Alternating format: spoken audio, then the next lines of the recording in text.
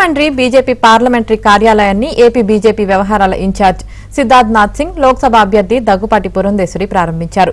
కార్యాలయంలో పురంధేశ్వరి, దగ్గుపాటి వెంకటేశ్వరరావు ప్రత్యేక పూజలు నిర్వహించారు. రాజమండ్రిలో బీజేపీ కార్యాలయాన్ని ప్రారంభించుకోవడం అదృష్టంగా భావిస్తున్నారన్నారు పురంధేశ్వరి.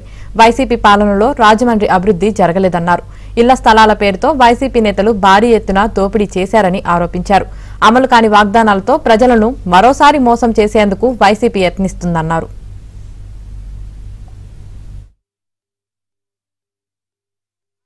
రాష్ట్రం ఎన్ని ఇబ్బందులు ఎదుర్కొందో ప్రజలందరికీ తెలుసు. ఆ నేపథ్యంలో రాజమండ్రి నియోజకవర్గం, పార్లమెంట్ నియోజకవర్గంతో సైతం ఇక్కడ ఉన్నటువంటి ప్రజలు ఖచ్చితంగా మార్పు ఆకాంక్షిస్తున్నారని చెప్పి నేను భావిస్తున్నాను.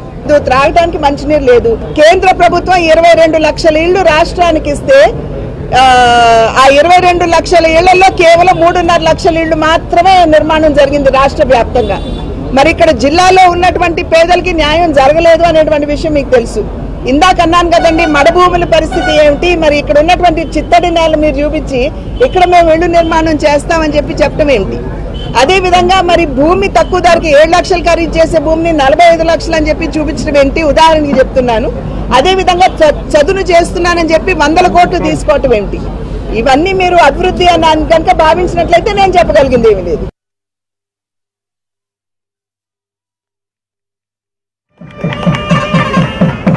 కొంచెం